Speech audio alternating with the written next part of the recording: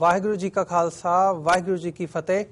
मैं अमरवीर सिंह अज के प्रोग्राम में आप सब दर्शकों का स्वागत करदा जी। अज 1984 के घल्लूघारे नूं बीतिया 32 साल पूरे होने ते सिख पंथ दीआं नज़रां अकाल तख्त साहिब वल सन, जिथे वड्डी गिणती विच सिख संगतां अते पंथक शख्सियतां ने घल्लूघारा समागम में शमूलियत की। अज दा अकाल तख्त ते होया समागम कुछ हल्कियां घटनावां तो इलावा शांतिपूर्ण समाप्त होया। संगतां वल्लों ज्ञानी गुरबचन सिंह दे संदेश का पूर्ण तौर पर बॉयकॉट किया गया अते लगातार खालिस्तान जिंदाबाद के नारे लगते रहे। अपना प्रभाव रखने लई अकाली दल बादल के लीडर भी मौके पर मौजूद सन, पर संगत के रोह नूं देखदिआं उन्हां उत्थों खिसकना ही ठीक समझिया। घल्लूघारा दिवस नूं मुख रखदिआं अमृतसर बंद दे दिते गए सद्दे नूं भी भरवां हुंगारा मिलिया। अज दे समागम की वधेरे जानकारी देण लई साडे नाल पहरेदार अखबार के एडिटर सरदार जसपाल सिंह हेरां जी फोन लाइन ते जुड़ चुके हैं, जो अज दे समागम विच खुद मौजूद सन। आओ अज दी विचार चर्चा की शुरुआत इन्हां नाल मिल के करदे हां। हाँ जी हेरां साहब, वाहिगुरू जी का खालसा वाहिगुरू जी की फतेह। वाहिगुरू जी का खालसा वाहिगुरू जी की फतेह। हेरां साहब, सब तो पहलां तां मैं तुहाडे कोलों यही पुछना चाहूँगा कि अज दे समागम नूं तुसीं अपणियां नज़रां दे विचों किवें देखिया?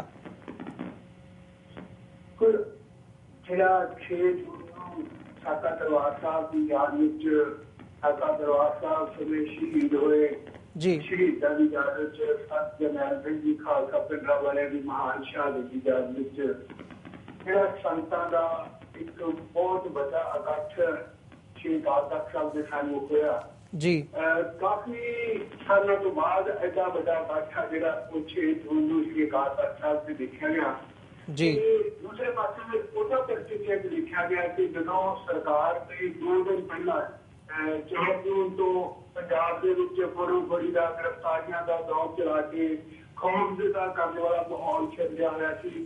दूसरे पास सरकार वालों बाबू वालों अपनी जी श्रोमणी कमेटी की टास्क फोर्स थी उन्होंने चेक कंपनी पुलिस वाले पहली बार के बादल ने अपने जो मंच के संतरी मंत्री विधायक उन्होंने सारे की एक ड्यूटी लाई थी कि वो अपने बड़ी गिनती में नौजवान मुंडिया लैके और उत्थे किसी को भी मतलब खालिस्तान जिंदाबाद कहने की आज्ञा ना दी जाए। सो इस तरह का जो एक दहशत जगह माहौल सिर्जा हुआ है उसके बावजूद ਇੰਨੀ ਵੱਡੀ ਗਿਣਤੀ ਵਿੱਚ ਸਿੱਖ ਸੰਗਤਾਂ ਦਾ ਸ਼੍ਰੀ ਅਕਾਲ ਤਖ਼ਤ ਸਾਹਿਬ ਦੇ ਸ਼ਹੀਦਾਂ ਦੀ ਯਾਦ ਨੂੰ ਨਤਮਸਤਕ ਹੋਣਾ ਤੇ ਉਹਦੇ ਵਿੱਚ ਜਿਹੜੀ ਵਿਸ਼ੇਸ਼ ਰੂਪ ਵਿੱਚ ਗੱਲ ਹੋਈ ਕਿ 80% ਦੀ ਜਿਹੜੀ ਗਿਣਤੀ ਸੀ ਸੰਗਤਾਂ ਦੇ ਵਿੱਚ ਉਹ ਨੌਜਵਾਨ ਵਰਗ ਦੀ ਸੀ, ਖਾਸ ਕਰਕੇ ਉਸ ਨੌਜਵਾਨ ਵਰਗ ਦੀ ਜਿਹਦਾ ਜਨਮ ਤੇ ਸੰਤ ਜਰਨੈਲ ਸਿੰਘ ਖਾਲਸਾ ਪਿੰਡਾਂ ਵਾਲਿਆਂ ਦੀ ਸ਼ਹਾਦਤ ਤੋਂ ਬਾਅਦ ਹੋਇਆ ਜੀ। ਸੋ ਇਹ ਇੱਕ ਬੜਾ ਅਜੀਬ ਅਨੋਖਾ ਵਰਤਾਰਾ ਸੀ ਜਿਹੜਾ ਇਸ ਵਾਰ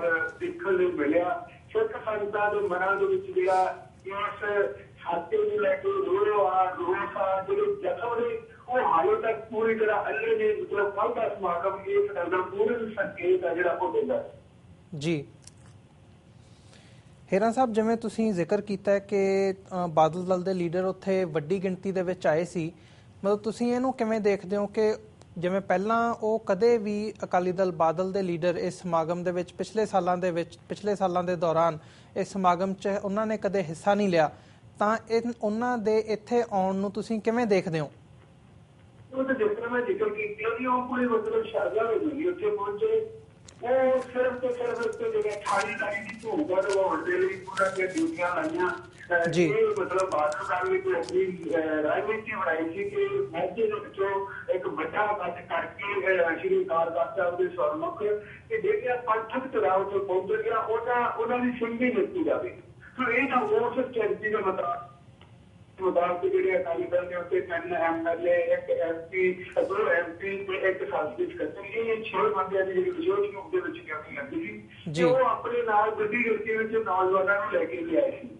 परंतु सिख संगतां दा जिहड़ा रोल सी, सिख संगतां दा जिहड़ा रोल सी ते सिख संगतां दी जिहड़ी वड्डी गिणती इकट्ठा होई सी उस दे सामने मतलब उन्हां दी इह जरूरत नहीं पै सकी कि वो किसी तरह की कोई कार्रवाई कर सकन।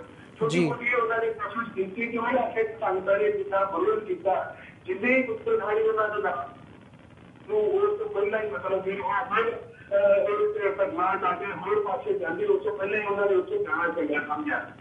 ਯਾਦ ਹੀ ਗੱਲ ਕਿ ਇੱਕ ਮੈਂ ਹੋਰ ਵਿਸ਼ੇਸ਼ ਗੱਲ ਦੇਖੀ ਕਿ ਇਹ ਮਾਝੇ ਦੇ ਜਿਹੜੇ ਬਹਾਦਰ ਦਲੀਏ ਆਗੂ ਆਪਣੇ ਨਾਲ ਜਿਹੜਾ ਸਖਤ ਨੌਜਵਾਨ ਚਾਹੇ ਕਿ ਉਹ ਸਿੱਖੀ ਸਰੂਪ ਚ ਪੂਰੇ ਨਹੀਂ, ਜਿਹੜੇ ਉਹਨਾਂ ਦੇ ਨਾਲ ਆਏ ਹੋਏ ਸੀ ਜੀ। ਬਾਕੀ ਸਾਰੀ ਸਿੱਖ ਸੰਗਤ ਜਿਹੜਾ ਨੌਜਵਾਨ ਆਇਆ ਸੀ ਉਹਨੇ ਦਿਵਾਲੇ ਸਜਾਏ ਹੋਏ ਸੀ, ਉਹ ਅੰਮ੍ਰਿਤਧਾਰੀ ਤੇ ਸਿੱਖੀ ਸਰੂਪ ਸਾਰੇ ਪੂਰੇ ਸੀ। ਪਰ ਉਹਨਾਂ ਦੀ ਇੱਕ ਵੱਖਰੀ ਪਛਾਣ ਸੀ ਕਿ ਜਿਹੜੇ ਬਹਾਦਰ ਦਲ ਵਾਲੇ ਆਗੂਆਂ ਨਾਲ ਜਿਹੜੇ ਨੌਜਵਾਨ ਆਏ ਸੀ ਉਹ ਸਿੱਖੀ ਸਰੂਪ ਦੇ ਵਿੱਚ ਸਿਰਫ ਪੂਰੇ ਨਹੀਂ ਸੀ। ਪਰ ਜਦੋਂ ਉੱਥੇ ਜਜ਼ਬਾਤਾਂ ਦਾ ਇੱਕ ਹੜ ਆਇਆ, ਵੇਲ ਆਇਆ, ਉਸ ਵੇਲ ਤੋਂ ਉਹ ਆਪਣੇ ਆਪ ਨੂੰ ਵੱਖ ਨਹੀਂ ਕਰ ਸਕੇ। ਜਿੰਨੇ ਬਹਾਦਰ ਦਲ ਵਾਲਿਆਂ ਦਾ ਨੌਜਵਾਨ ਇੱਥੇ ਪਹੁੰਚੇ ਸੀ, ਜੇ ਮੈਂ ਕਹਿਣਾ ਕਿ 90% ਤਾਂ ਵੀ ਸ਼ਾਇਦ ਅਕਦਮੀ ਦਾ ਟੁੱਟ ਕੇ ਹੋਊਗਾ ਕਿ ਉਹਨਾਂ 'ਚ 90% ਨੌਜਵਾਨ ਸੀ ਜਿਹੜੇ ਉਹ ਖੁਦ ਭਾਰਤ ਜਿੰਦਾਬਾਦ ਕਹਿਣ ਵਾਲੇ ਚ ਸ਼ਾਮਲ ਹੋ ਗਏ।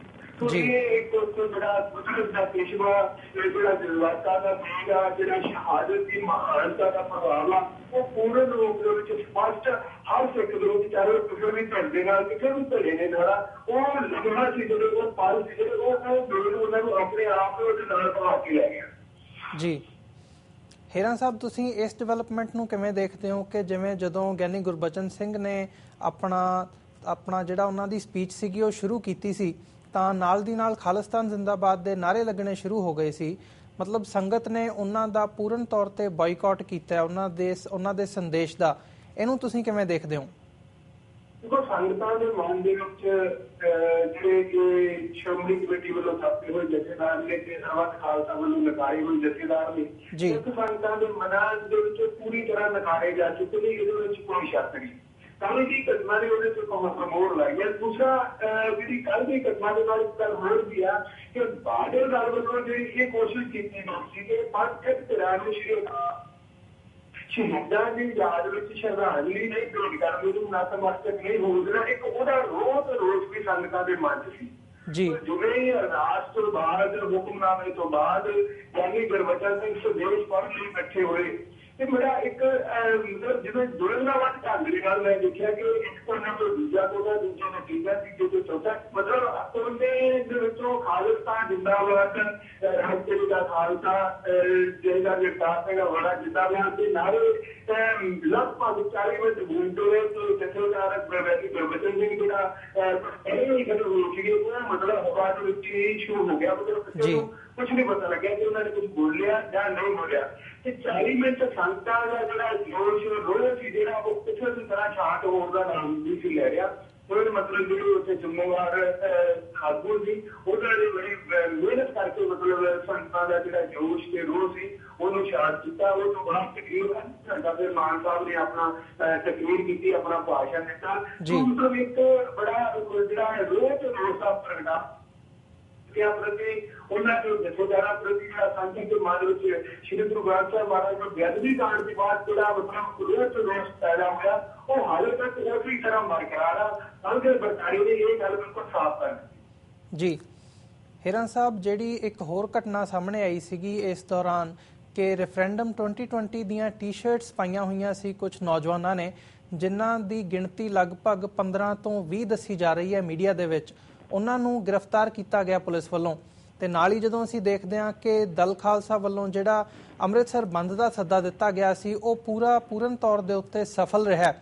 ਮਤਲਬ ਜਦੋਂ ਤੁਸੀਂ ਇਹਨੂੰ ਪਿਛਲੇ ਸਾਲਾਂ ਦੇ ਨਾਲ ਕੰਪੇਅਰ ਕਰਦੇ ਹੋ ਤਾਂ 1984 ਤੋਂ ਲੈ ਕੇ ਜਿਹੜਾ ਇਹ ਘੱਲੂਘਾਰਾ ਸਮਾਗਮ ਮਨਾਇਆ ਜਾਂਦਾ, ਤੁਸੀਂ ਇਸ ਸਮੇਂ ਦੇ ਵਿੱਚ ਅੱਜ ਦੀ ਡੇਟ ਦੇ ਵਿੱਚ ਸਰਕਾਰ ਦੇ ਪੱਖੋਂ, ਐਡਮਿਨਿਸਟ੍ਰੇਸ਼ਨ ਦੇ ਪੱਖੋਂ ਇੱਕ ਇਹਨਾਂ ਘਟਨਾਵਾਂ ਦੇ ਨਾਲ ਇੱਕ ਬੌਖਲਾਹਟ ਵੀ ਨਜ਼ਰ ਆਈ ਹੈ ਉਹਨਾਂ ਦੇ ਮਨਾਂ ਦੇ ਵਿੱਚ, ਤੇ ਇਹਨੂੰ ਤੁਸੀਂ ਕਿਵੇਂ ਦੇਖਦੇ ਹੋ?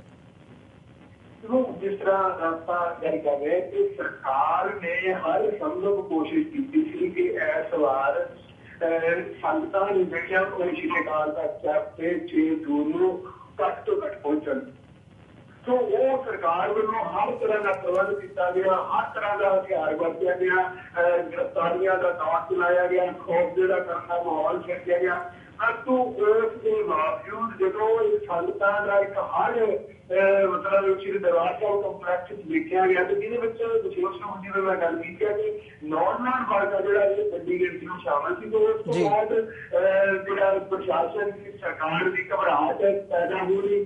ਤੇ ਦੂਸਰਾ ਜਿਸ ਤਰ੍ਹਾਂ ਉੱਥੇ ਜਿਹੜੇ ਅਕਾਲੀ ਬਾਦਲ ਦਲ ਦੇ ਆਗੂ ਜਿਹਨਾਂ ਨੇ ਡਿਊਟੀ ਲੱਗੀ ਸੀ ਕਿ ਤੁਸੀਂ ਉਸ ਸਾਰੇ ਸਮਾਗਮ ਨੂੰ ਤਾਰ-ਦੂਜੋ ਕਰਨਾ ਵਾ, ਸਾਰੇ ਸਮਾਗਮ ਤੇ ਆਪਣੇ ਮਤਲਬ ਪੱਧਰ ਬਣਾ ਕੇ ਰੱਖਣੀ ਹੈ ਤੇ ਪੰਥਕ ਧਿਆਨ ਦੀ ਸੰਗੀ ਰੱਖਣੀ ਆ, ਉਹ ਉਹਨਾਂ ਦੀ ਬੁਰੀ ਤਰ੍ਹਾਂ ਖਿਲਾਫ ਹੋ ਕੇ ਥੋੜੇ ਬੋਲੀ ਉਹਨਾਂ ਨੂੰ ਮਜਬੂਰ ਹੋਣਾ ਪਿਆ।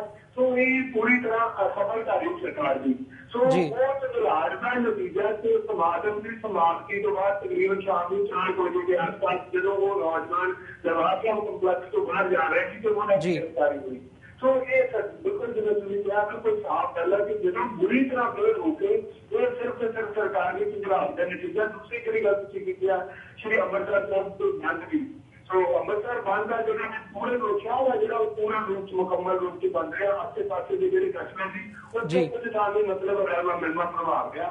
ਸੋ ਮਤਲਬ ਸਿੱਖ ਸੰਸਥਾ ਦਾ ਜਿਹੜਾ ਰੋਸ ਹੈ ਜਿਹੜਾ ਉਹ ਨਿਰੰਤਰ ਜਦੋਂ ਕਿ ਗੁਰੂ ਗ੍ਰੰਥ ਹੋਇਆ ਉਸ ਤੋਂ ਬਾਅਦ ਸਿੱਖ ਸੰਸਥਾ ਦੇ ਵਿੱਚ ਸਰਕਾਰ ਪ੍ਰਤੀ ਸਖਤ ਦੁਸ਼ਮਣਤਾ ਪ੍ਰਤੀ ਰੋਸ ਦਾ ਜਜ਼ਬਾ ਜਿਹੜਾ ਇਹ ਲਗਾਤਾਰ ਵੱਧਦਾ ਜਾ ਰਿਹਾ। ਹੁਣ ਤਰਾਸ ਦੀ ਸਿਰਫ ਇਹ ਹੈ ਕਿ ਕੌਮ ਆ ਜਿਹੜੀ ਉਹ ਹਰ ਤਰ੍ਹਾਂ ਦੇ ਸੰਘਰਸ਼ ਲਈ ਤਿਆਰ ਆ, ਉਹਨੂੰ ਕੋਈ ਆਗੂ ਜਿਹੜਾ ਉਹ ਹਾਲੇ ਦਿਖਾਈ ਨਹੀਂ ਦੇ ਰਿਹਾ। ਜੀ ਹੀਰਾ ਸਾਹਿਬ, ਤੁਸੀਂ ਗੱਲ ਕੀਤੀ ਹੈ ਕਿ ਇਸ ਵਾਰ ਨੌਜਵਾਨ ਵਰਗ ਨੇ ਵੱਡੇ ਪੱਧਰ ਤੇ ਸ਼ਮੂਲੀਅਤ ਕੀਤੀ ਸੀ ਸਮਾਗਮ ਦੇ ਵਿੱਚ। ਮਤਲਬ ਕਿ ਪਿਛਲੇ 32 ਸਾਲਾਂ ਦੇ ਦੌਰਾਨ ਤੁਸੀਂ ਆਪ ਕਿਹਾ ਕਿ ਇਹ ਜਿਹੜਾ ਹਜੂਮ ਹੈ ਉੱਥੇ ਸੰਗਤ ਲਗਾਤਾਰ ਆਏ ਸਾਲ ਪਿਛਲੇ ਸਾਲਾਂ ਨਾਲੋਂ ਵੱਧਦੀ ਚਲੀ ਆਉਂਦੀ ਹੈ ਤੇ ਇਸ ਸਾਲ ਤੁਸੀਂ ਸਭ ਤੋਂ ਵੱਧ ਸੰਗਤ ਮਹਿਸੂਸ ਕੀਤੀ ਉੱਥੇ। ਮਤਲਬ ਇਹਨੂੰ ਤੁਸੀਂ ਸਿੱਖ ਕੌਮ ਦੇ ਨਜ਼ਰੀਏ ਤੋਂ ਕਿਵੇਂ ਦੇਖਦੇ ਹੋ ਕਿ ਜਿਹੜਾ ਸਿੱਖ ਕੌਮ ਦਾ ਜਾਗਰੂਕ ਹੋਣਾ ਕਿ ਸਾਡੇ ਨਾਲ ਕੀ ਹੋਇਆ 1984 ਦਾ ਘੱਲੂਘਾਰਾ ਕਿਉਂ ਸੀ, ਕਿਵੇਂ ਵਾਪਰਿਆ ਤੇ ਉਹਦੇ ਪਿੱਛੇ ਕੌਣ ਸੀ, ਇਹ ਜਿਹੜੀ ਜਾਗਰੂਕਤਾ ਮੁਹਿੰਮ ਹੈਗੀ ਹੈ ਜਿਵੇਂ ਤੁਸੀਂ ਗੱਲ ਕੀਤੀ ਹੈ ਕਿ ਇਹ ਲਗਾਤਾਰ ਵੱਧ ਰਹੀ ਹੈ, ਇਹਦੇ ਬਾਰੇ ਤੁਸੀਂ ਕੀ ਕਹਿਣਾ ਚਾਹੋਗੇ ਤੇ ਪਿਛਲੇ ਸਮੇਂ ਦੇ ਦੌਰਾਨ ਸਿੱਖ ਕੌਮ ਦੀਆਂ ਪ੍ਰਾਪਤੀਆਂ ਦੇ ਇਵਜ਼ ਦੇ ਵਿੱਚ ਤੁਸੀਂ ਇਹਨੂੰ ਕਿਵੇਂ ਦੇਖਦੇ ਹੋ? ਦੇਖੋ, ਇੱਕ ਤਾਂ ਇਹ ਹੈ ਕਿ ਸਿੱਖ ਕੌਮ ਹੈ ਜਿਹੜੀ ਉਹਨੂੰ ਨਿਰੰਤਰ, ਚਾਹੇ ਅਸੀਂ ਸਾਡਾ ਦਰਬਾਰ ਸਾਹਿਬ ਦੀ ਗੱਲ ਕਰ ਲਈਏ, ਚਾਹੇ ਪੰਜਾਬ ਉੱਤੇ ਪੁਲਿਸ ਮੁਕਾਬਲਿਆਂ ਦੀ ਗੱਲ ਕਰ ਲਈਏ, ਚਾਹੇ ਅਸੀਂ ਨਵੰਬਰ 1984 ਦੀ ਗੱਲ ਕਰ ਲਈਏ, ਚਾਹੇ ਸਿੱਖਾਂ ਨੂੰ ਵੱਖਰੀ ਕੌਮ ਵਜੋਂ ਇਸ ਦੇਸ਼ ਦੇ ਸੰਵਿਧਾਨ ਵੱਲੋਂ ਮਾਨਤਾ ਦੇਣ ਦੀ ਗੱਲ ਕਰ ਲਈਏ, ਚਾਹੇ ਮਤਲਬ ਪੰਜਾਬ ਦੇ ਜਿਹੜੇ ਵਿਗੜੇ ਆਰਥਿਕ ਸਮਾਜਿਕ ਸੱਭਿਆਚਾਰਕ ਹਾਲਾਤ ਨੇ ਉਹਨਾਂ ਦੀ ਗੱਲ ਕਰ ਲਈਏ। ਸਿੱਖਾਂ ਦੇ ਬਾਅਦ ਨਿਰੰਤਰ ਧੱਕਾ ਹੁੰਦਾ ਆ ਰਿਹਾ। ਨਵੀਂ ਪੀੜ੍ਹੀ ਹੈ ਜਿਹੜੀ ਜਿਹਨੂੰ ਅਸੀਂ ਹੁਣ ਇਹ ਕਹਿ ਸਕਦੇ ਹਾਂ ਕਿ ਸੋਸ਼ਲ ਮੀਡੀਆ ਦੇ ਯੁੱਗ ਦੀ ਨਵੀਂ ਪੀੜ੍ਹੀ ਹੈ ਜਿਹੜੀ ਉਹ ਬੇਹੱਦ ਜਾਗਰੂਕ ਵੀ ਆ ਤੇ ਇਮੋਸ਼ਨਲ ਵੀ ਆ। ਇਸ ਗੱਲ ਦਾ ਪ੍ਰਗਟਾਵਾ ਜਿਹੜਾ ਉਹ ਬਾਸਮਤੀ ਦਲ ਦੇ ਸਮਾਗਮ ਦੇ ਵਿੱਚ ਹੋਇਆ ਕਿ ਜਿਹੜੀ ਸਾਡੀ ਨਵੀਂ ਪੀੜ੍ਹੀ ਆ ਉਹ ਜੋਸ਼ ਤੇ ਹੋਸ਼ ਦੋਨਾਂ ਦਾ ਸੁਮੇਲ ਆ। ਉਹਦੇ ਵਿੱਚ ਸੰਗਮ ਆ ਜਿਸ ਤਰ੍ਹਾਂ ਕੱਲ੍ਹ ਦੇ ਸਮਾਗਮ ਦੇ ਉੱਪਰ ਆਪਣੇ ਜੋਸ਼ ਦੇ ਨਾਲ, ਆਪਣੇ ਰੋਹ ਦੇ ਨਾਲ, ਆਪਣੇ ਰੋਸ ਦੇ ਨਾਲ ਉਹਨਾਂ ਨੇ ਪੂਰੇ ਸਮਾਗਮ ਨੂੰ ਇੱਕ ਮਤਲਬ ਰੂਪ ਦਿੱਤਾ। ਪਰ ਉਸ ਬਾਵਜੂਦ ਵੀ ਕਿਸੇ ਤਰ੍ਹਾਂ ਦੀ ਹੁੱਲੜਬਾਜ਼ੀ ਨਹੀਂ, ਉਹ ਖੁਦ ਨੌਜਵਾਨ ਬਿਲਕੁਲ ਕੋਸ਼ਿਸ਼ ਕਰਦੇ ਕਿ ਖੁਦ ਦੂਜੇ ਨੌਜਵਾਨਾਂ ਨੂੰ ਰੋਕਦਾ ਸੀ ਕਿ ਨਹੀਂ ਸਰਕਾਰ ਨੂੰ ਅਸੀਂ ਇਸ ਤਰ੍ਹਾਂ ਦਾ ਕੋਈ ਮੌਕਾ ਨਹੀਂ ਹੈ। ਬੜੇ ਆਪਾਂ ਸ਼ਾਸਨਬੱਧ ਢੰਗ ਦੇ ਨਾਲ ਮਤਲਬ ਜਿਹੜਾ ਕੱਲ੍ਹ ਦਾ ਸਮਾਗਮ ਹੋਇਆ। ਸੋ ਇਹ ਜਿਹੜੀ ਸੋਸ਼ਲ ਮੀਡੀਆ ਉੱਤੇ ਵੱਧਦੀ ਨਵੀਂ ਪੀੜ੍ਹੀ ਆ ਉਹ ਬੇਹੱਦ ਜਾਗਰੂਕ ਆ। ਉਹਨਾਂ ਨੂੰ ਇਸ ਗੱਲ ਦਾ ਮਹਿਸੂਸ ਹੈ ਕਿ ਸਾਡੇ ਨਾਲ ਵਾਪਰ ਕੀ ਰਿਹਾ। ਅੱਜ 25 ਸਾਲ ਬਾਅਦ ਵੀ ਸੰਤ ਜਰਨੈਲ ਸਿੰਘ ਖਾਲਸਾ ਭਿੰਡਰਾਂਵਾਲੇ ਇਹਨਾਂ ਦੇ ਰੋਲ ਮਾਡਲ, ਹਾਲਾਂਕਿ ਉਹਨਾਂ ਚ ਬਹੁਤ ਵਿਅਕਤੀ ਦਾ ਜਨਮ ਜਿਹੜਾ ਉਹਨਾਂ ਦੀ ਸ਼ਹਾਦਤ ਤੋਂ ਬਾਅਦ ਹੋਇਆ, ਪਰੰਤੂ ਉਹਨਾਂ ਦੇ ਰੋਲ ਮਾਡਲ ਨੇ ਉਹਨਾਂ ਦਾ ਜੋ ਕਹਿਣੇ ਤੇ ਕਰਨੇ ਜੋ ਪੂਰੇ ਹੋਣਾ ਉਹ ਉਹਨਾਂ ਨੂੰ ਪ੍ਰਭਾਵਿਤ ਕਰ ਰਿਹਾ। ਸੋ ਨਵੀਂ ਪੀੜ੍ਹੀ ਜਿਹੜੀ ਜਾਗਰੂਕ ਵੀ ਆ ਤੇ ਜਿਹਦੇ ਵਿੱਚ ਜੋਸ਼ ਵੀ ਆ, ਜਿਹਦੇ ਵਿੱਚ ਭਾਵਨਾਵਾਂ ਵੀ ਨੇ, ਜਿਹੜੇ ਸਿੱਖੀ ਨੂੰ ਚੜ੍ਹਦੀ ਕਲਾ ਚ ਦਿਖਣਾ ਚਾਹੁੰਦੇ ਨੇ, ਉਹ ਇੱਕ ਕੌਮ ਦੇ ਲਈ ਮੈਂ ਸਮਝਦਾ ਕਿ ਇੱਕ ਬੜੀ ਹਾਰਟ ਕੀ ਇੱਕ ਵਤੀਰਾ ਜਿਹੜਾ ਉਹ ਉੱਪਰ ਕੇ ਸਾਹਮਣੇ ਆ ਰਿਹਾ ਕਿ ਅੱਜ ਨਵੀਂ ਪੀੜ੍ਹੀ ਆਪਣੀ ਕੌਮ ਪ੍ਰਤੀ, ਪੰਥ ਪ੍ਰਤੀ, ਸਿੱਖੀ ਸਿਧਾਂਤਾਂ ਪ੍ਰਤੀ ਪੂਰੀ ਤਰ੍ਹਾਂ ਸੁਚੇਤ ਆ ਔਰ ਉਹ ਆਪਣੀ ਜਿਹੜੀ ਗੁਲਾਮੀ ਦਾ ਅਹਿਸਾਸ ਹੈ ਉਹਨੂੰ ਦਿਖਾ ਰਹੀ ਹੈ। ਜੀ ਹੀਰਾ ਸਾਹਿਬ, ਤੁਸੀਂ ਗੱਲ ਕੀਤੀ ਹੈ ਕਿ ਅੱਜ ਦੀ ਨੌਜਵਾਨ ਪੀੜ੍ਹੀ ਆਪਣੇ ਗੁਲਾਮੀ ਦੇ ਅਹਿਸਾਸ ਨੂੰ ਸਮਝ ਰਹੀ ਹੈ। ਹੁਣ ਮਤਲਬ ਜਦੋਂ ਅਸੀਂ ਕਿਸੇ ਵੀ ਫਰੀडम ਸਟਰਗਲ ਨੂੰ ਦੇਖਦੇ ਹਾਂ ਤਾਂ ਉਹਦੇ 'ਚ ਨੌਜਵਾਨਾਂ ਦਾ ਇੱਕ ਅਹਿਮ ਰੋਲ ਹੁੰਦਾ। ਹਮੇਸ਼ਾ ਉਹੀ ਹੁੰਦੇ ਨੇ ਜਿਹੜੇ ਕਿਸੇ ਵੀ ਮੂਵਮੈਂਟ ਨੂੰ ਇੱਕ ਡਾਇਰੈਕਸ਼ਨ ਦਿੰਦੇ ਨੇ। ਅੱਜ ਦੀ ਨੌਜਵਾਨ ਪੀੜ੍ਹੀ ਨੂੰ ਤੁਸੀਂ ਕੀ ਦੇਖਦੇ ਹੋ ਕਿ ਉਹ ਕਿਹੜੀ ਡਾਇਰੈਕਸ਼ਨ ਦੇ ਵਿੱਚ ਜਾ ਰਹੇ ਨੇ ਤੇ ਅੱਜ ਦੀ ਮੌਜੂਦਾ ਸਮੇਂ ਦੇ ਵਿੱਚ ਉਹ ਪੰਥਕ ਜਥੇਬੰਦੀਆਂ ਹੋਣ ਜਾਂ ਉਹ ਕੋਈ ਹੋਰ ਧਿਰਾਂ ਹੋਣ, ਉਹਨਾਂ ਨਾਲ ਮਿਲ ਕੇ ਉਹ ਕੀ ਅਜਿਹਾ ਕਰ ਸਕਦੇ ਨੇ ਕਿ ਜਿਹੜਾ ਇਸ ਮੂਵਮੈਂਟ ਨੂੰ ਹੋਰ ਅੱਗੇ ਲਿਜਾਇਆ ਜਾ ਸਕੇ? ਦੇਖੋ, ਜਿਹੜੀ ਮੈਂ ਮਹਿਸੂਸ ਕੀਤੀ ਲੰਬੇ ਸਮੇਂ ਤੋਂ ਕਰ ਰਿਹਾ, ਪਰ ਗੱਲ ਨਹੀਂ ਰਹੀ ਹੈ, ਮਤਲਬ ਉੱਪਰ ਕੇ ਸਾਹਮਣੇ ਆਈ ਹੈ, ਜਿਹਨੂੰ ਅਸੀਂ ਅੱਖਾਂ ਦੇ ਸਾਹਮਣੇ ਵਾਪਰ ਰਿਹਾ ਹੈ। ਜਿਹਨੂੰ ਪਹਿਲਾਂ ਦੀ ਗੱਲ ਕੀਤੀ ਹੈ ਕਿ ਨਵੀਂ ਪੀੜ੍ਹੀ ਜਿਹੜੀ ਬੜੀ ਸੋਸ਼ਲ ਮੀਡੀਆ ਦੀ ਜੰਗ ਲੜਨ ਵਾਲੀ ਨਵੀਂ ਪੀੜ੍ਹੀ ਹੈ, ਉਹਦੇ ਵਿੱਚ ਇੱਕ ਬਹੁਤ ਵੱਡੀ ਜਾਗਰੂਕਤਾ ਜੀ, ਉਹਦੇ ਚ ਮਤਲਬ ਜ਼ਿੰਮੇਵਾਰੀ ਦਾ ਅਹਿਸਾਸ ਵੀ ਆ, ਉਹਦੇ ਚ ਸੰਘਰਸ਼ ਦੀ ਭਾਵਨਾ ਵੀ ਆ। ਇਹ ਦੋ ਗੱਲਾਂ ਦਾ ਸਮੂਹ ਜਦੋਂ ਨੌਜਵਾਨ ਪੀੜ੍ਹੀ ਸੋਚਦੇ, ਮੈਂ ਸਮਝਦਾ ਕਿ ਉਸ ਤੋਂ ਬਾਅਦ ਉਹਨਾਂ ਲਈ ਕੋਈ ਵੀ ਨਿਸ਼ਾਨਾ ਜਿਹੜਾ ਉਹ ਅਸੰਭਵ ਨਹੀਂ ਰਹਿੰਦਾ।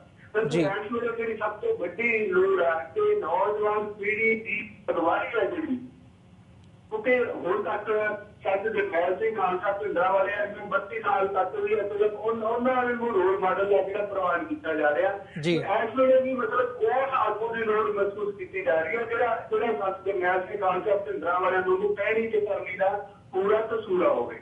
ਅੱਜ ਦੇ ਇਸ ਨੌਜਵਾਨ ਪੀੜ੍ਹੀ ਨੂੰ ਕੋਈ ਜੋ ਆਗੂ ਮਿਲ ਜਾਂਦਾ ਤੇ ਮੈਂ ਸਮਝਦਾ ਕਿ ਜਿਸ ਤਰ੍ਹਾਂ ਦਾ ਮਾਹੌਲ ਇਸ ਵੇਲੇ ਬਣ ਰਿਹਾ ਤੇ ਉੱਭਰ ਰਿਹਾ, ਉਸ ਦੇ ਮੁਤਾਬਕ ਅਸੀਂ ਜਿਹੜਾ ਸਾਡਾ ਕੌਮੀ ਨਿਸ਼ਾਨਾ, ਕੌਮੀ ਘਰ ਦੀ ਪ੍ਰਾਪਤੀ ਨਾਲ ਸਮੁੱਚੇ ਵਿਸ਼ਵ ਦੀਆਂ ਜੋ ਹਾਲਾਤਾਂ ਨੇ ਉਹਨਾਂ ਦੇ ਮੁੱਦੇ ਨਜ਼ਰ ਕਿ ਅਸੀਂ ਇਸ ਦੀ ਪ੍ਰਾਪਤੀ ਲਈ ਜੰਗ ਕਿਵੇਂ ਲੜ ਸਕਦੇ ਹਾਂ, ਸੰਘਰਸ਼ ਕਿਵੇਂ ਕਰ ਸਕਦੇ ਹਾਂ, ਇਹ ਮਹਿਸੂਸ ਕਰਦੀ ਹੈ ਨੌਜਵਾਨ ਪੀੜ੍ਹੀ ਕਿ ਦੇਸ਼ ਦੇ ਹਾਲਾਤ ਕੀ ਨੇ, ਪੰਜਾਬ ਦੇ ਹਾਲਾਤ ਕੀ ਨੇ ਤੇ ਪੂਰੇ ਵਿਸ਼ਵ ਦੇ ਹਾਲਾਤ ਕੀ ਨੇ। ਸੋ ਜਦੋਂ ਨੌਜਵਾਨ ਪੀੜ੍ਹੀ ਨੂੰ ਇਸ ਗੱਲ ਦਾ ਅਹਿਸਾਸ ਹੋਊਗਾ, ਮੈਨੂੰ ਲੱਗਦਾ ਕਿ ਜੋ ਇਹਨਾਂ ਨੂੰ ਸਹੀ ਅਗਵਾਈ ਹੈ ਜਿਹੜੀ ਉਹ ਮਿਲ ਜਾਵੇ ਤੇ ਅਸੀਂ ਨਿਸ਼ਾਨੇ ਦੀ ਪ੍ਰਾਪਤੀ ਲਈ ਜ਼ਰੂਰ ਅੱਗੇ ਵਧ ਸਕਦੇ। ਜੀ ਹੀਰਾ ਸਾਹਿਬ, ਜਿਵੇਂ ਇਹ ਜਾਗਰੂਕਤਾ ਮੁਹਿੰਮ ਲਗਾਤਾਰਤਾ ਦੇ ਨਾਲ ਅੱਗੇ ਵਧ ਰਹੀ ਹੈ, ਇਹਨੂੰ ਤੁਸੀਂ ਜਦੋਂ ਇੰਡੀਅਨ ਪਰਸਪੈਕਟਿਵ ਤੋਂ ਦੇਖਦੇ ਹੋ, ਮਤਲਬ ਕਿ ਜਦੋਂ ਤੁਸੀਂ ਸਰਕਾਰ ਦੀ ਗੱਲ ਕਰਦੇ ਹੋ, ਉਦੋਂ ਉਹਨਾਂ ਦਾ ਇਹਦੇ ਤੇ ਕੀ ਨਜ਼ਰੀਆ ਹੈਗਾ, ਉਹ ਇਹਨੂੰ ਕਿਵੇਂ ਦੇਖਦੇ ਨੇ ਇਸ ਜਾਗਰੂਕਤਾ ਮੁਹਿੰਮ ਨੂੰ? ਹਾਲਾਂਕਿ ਇੰਟਰਨੈਸ਼ਨਲੀ ਵੀ ਹੁਣ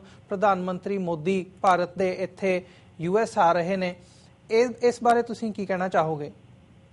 ਦੇਖੋ, ਇਹ ਆਪਾਂ ਮਹਿਸੂਸ ਕਰ ਸਕਦੇ ਕਿ ਜਿਹੜੀ ਮਤਲਬ ਸਮੇਂ ਦੀ ਸਰਕਾਰ ਹੈ, ਜਿਹੜੀ ਸੂਬੇ ਦੇ ਹਾਕਮ ਨੇ, ਜਿਹੜੀ ਸਟੇਟ ਆ, ਉਹ ਕਦੇ ਵੀ ਇਸ ਤਰ੍ਹਾਂ ਦਾ ਆਵਾਜ਼ ਹੈ ਜਿਹੜਾ ਉਹਨੂੰ ਬਰਦਾਸ਼ਤ ਨਹੀਂ ਕਰ ਸਕਦੀ ਜੀ। ਉਹ ਹਰ ਸਭ ਨੂੰ ਕੋਸ਼ਿਸ਼ ਕਰਕੇ ਇਸ ਆਵਾਜ਼ ਨੂੰ ਰੋਕਣ ਦਾ ਯਤਨ ਕਰੂਗੀ, ਇਹਦੇ ਵਿੱਚ ਕੋਈ ਸ਼ੱਕ ਨਹੀਂ। ਪਰੰਤੂ ਕਿਉਂਕਿ ਦੂਸਰੇ ਪਾਸੇ ਇਸ ਵੇਲੇ ਜਿਹੜਾ ਸਮੁੱਚੇ ਵਿਸ਼ਵ ਦੇ ਮਾਹੌਲ ਦੀ ਅਸੀਂ ਗੱਲ ਕਰ ਸਕਦੇ ਹਾਂ ਕਿ ਹਰ ਦੇਸ਼ ਦੀ ਸਰਕਾਰ ਦੇ ਵਿਸ਼ਵ ਦਾ ਇੱਕ ਪ੍ਰਭਾਵ ਆ ਜਿਹੜਾ ਉਹ ਹਮੇਸ਼ਾ ਬਣਿਆ ਰਹਿੰਦਾ ਜੀ। ਸੋ ਇਸ ਦੇ ਮੱਦੇਨਜ਼ਰ ਜੋ ਸਾਡੀ ਨੌਜਵਾਨ ਪੀੜ੍ਹੀ ਜਿਸ ਤਰ੍ਹਾਂ ਉਹ ਵਿਚਾਰਾਂ ਦੀ ਜੰਗ ਲੜਦੀ ਆ ਤੇ ਇਸ ਸਮੇਂ ਦੀ ਸਰਕਾਰ ਨੂੰ ਉਹ ਜਿਹੜਾ ਡਬਲ ਚੱਕਰ ਕਦੇ ਚਲਾਇਆ ਸੀ, ਸਿੱਖਾਂ ਦੇ ਨੌਜਵਾਨਾਂ ਦੀ ਨਸਲ ਖੁਸ਼ੀ ਦਾ ਚੱਕਰ ਚਲਾਇਆ ਸੀ, ਉਹ ਅੱਜ ਦੇ ਹਾਲਾਤਾਂ ਦੇ ਵਿੱਚ ਸੰਭਵ ਨਹੀਂ ਜੀ। ਸੋ ਗੱਲ ਵੀ ਹੈ ਕਿ ਨਵੀਂ ਪੀੜ੍ਹੀ ਨੂੰ ਜੋ ਅਗਵਾਈ ਮਿਲ ਸਕਦੀ ਹੈ ਤੇ ਉਹ ਸਮੁੱਚੇ ਵਿਸ਼ਵ ਦੇ ਹਾਲਾਤਾਂ ਦੇ ਅਨੁਸਾਰ ਆਪਣੀ ਨਿਸ਼ਾਨੇ ਦੀ ਪ੍ਰਾਪਤੀ ਲਈ ਜਿਹੜਾ ਸੰਘਰਸ਼ ਦਾ ਰਾਹ, ਉਹਦੀ ਰੂਪ ਰੇਖਾ ਜਿਹੜੀ ਉਹ ਵਧੀਆ ਢੰਗ ਨਾਲ ਲਿਖ ਸਕਦੀ ਹੈ ਤੇ ਉਹ ਉਸ ਤੋਂ ਅੱਗੇ ਵੀ ਵੱਧ ਸਕਦੀ ਹੈ ਜੀ। ਹੀਰਾ ਸਾਹਿਬ, ਸਾਡਾ ਸਮਾਂ ਹੁਣ ਸਮਾਪਤੀ ਵੱਲ ਜਾ ਰਿਹਾ ਹੈ ਤੇ ਐਂਡ ਵਾਲੇ ਸੈਗਮੈਂਟ ਦੇ ਵਿੱਚ ਤੁਸੀਂ ਅੱਜ ਦੇ ਘੱਲੂਘਾਰਾ ਦਿਵਸ ਨੂੰ ਸਮਰਪਿਤ ਜਿਹੜਾ ਸਮਾਗਮ ਹੋਇਆ, ਇਹਦੇ ਵਿੱਚੋਂ ਤੁਸੀਂ ਅੱਜ ਸਾਡੇ ਦਰਸ਼ਕਾਂ ਨੂੰ ਕੀ ਕਹਿਣਾ ਚਾਹੋਗੇ?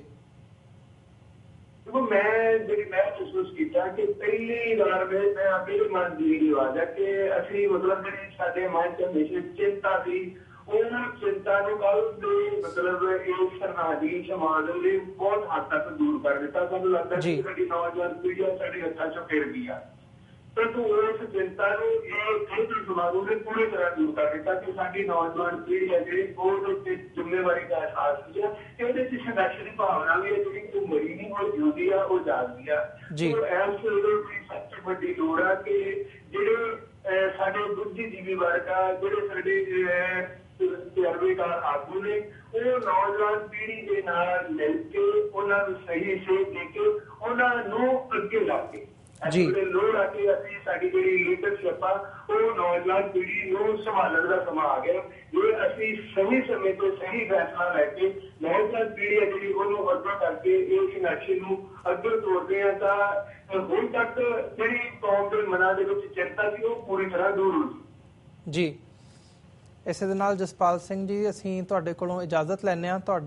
ਤੁਸੀਂ ਆਪਣੇ ਵਿਚਾਰ ਸਾਂਝੇ ਕੀਤੇ ਅਤੇ ਆਪਣਾ ਸਮਾਂ ਸਾਡੇ ਦਰਸ਼ਕਾਂ ਨਾਲ ਸਾਂਝਾ ਕੀਤਾ, ਇਸ ਲਈ ਤੁਹਾਡਾ ਬਹੁਤ-ਬਹੁਤ ਧੰਨਵਾਦ। ਵਾਹਿਗੁਰੂ ਜੀ ਕਾ ਖਾਲਸਾ, ਵਾਹਿਗੁਰੂ ਜੀ ਕੀ ਫਤਿਹ। ਵਾਹਿਗੁਰੂ ਜੀ ਕਾ ਖਾਲਸਾ, ਵਾਹਿਗੁਰੂ ਜੀ ਕੀ ਫਤਿਹ। ਦਰਸ਼ਕੋ, ਜਿਵੇਂ ਕਿ ਜਸਪਾਲ ਸਿੰਘ ਹੇਰਾ ਨੇ ਦੱਸਿਆ ਕਿ ਅੱਜ ਦੀ ਨੌਜਵਾਨ ਪੀੜ੍ਹੀ, ਖਾਸ ਕਰਕੇ ਨੌਜਵਾਨ ਪੀੜ੍ਹੀ, ਇਸ ਸੰਘਰਸ਼ ਨੂੰ ਦੇਖਦਿਆਂ ਬਹੁਤ ਜਾਗਰੂਕਤਾ ਦੇ ਵੱਲ ਵਧ ਰਹੀ ਹੈ ਤੇ ਉਹ ਇਹ ਗੱਲ ਮਹਿਸੂਸ ਕਰਦੇ ਨੇ ਕਿ ਜਿਹੜੀ ਅੱਜ ਦੀ ਸਿੱਖ ਕੌਮ ਦੀ ਲੀਡਰਸ਼ਿਪ ਹੈਗੀ ਹੈ ਅਤੇ ਜਿਹੜਾ ਬੁੱਧੀਜੀਵੀ ਵਰਗ ਹੈ ਉਹ ਕੰਬਾਈਨਡਲੀ ਨੌਜਵਾਨ ਪੀੜ੍ਹੀ ਨੂੰ ਇੱਕ ਸੇਧ ਦੇਣ ਤਾਂ ਕਿ ਉਹ ਇਸ ਸੰਘਰਸ਼ ਨੂੰ ਇੱਕ ਉੱਚੇ ਮੁਕਾਮ ਦੇ ਉੱਤੇ ਲੈ ਕੇ ਜਾ ਸਕਣ। ਇਹ ਅੱਜ ਦੇ ਸਾਡੇ ਪ੍ਰੋਗਰਾਮ ਦਾ ਤੁਸੀਂ ਕਹਿ ਲਓ ਕਿ ਨਿਚੋੜ ਹੈ। ਇਸੇ ਦੇ ਨਾਲ ਅਸੀਂ ਅੱਜ ਤੁਹਾਡੇ ਕੋਲੋਂ ਇਜਾਜ਼ਤ ਲੈਂਦੇ ਹਾਂ। ਕੱਲ ਨੂੰ ਫੇਰ ਤੁਹਾਡੇ ਰੂਬਰੂ ਹੋਵਾਂਗੇ ਜੀ। ਵਾਹਿਗੁਰੂ ਜੀ ਕਾ ਖਾਲਸਾ, ਵਾਹਿਗੁਰੂ ਜੀ ਕੀ ਫਤਿਹ।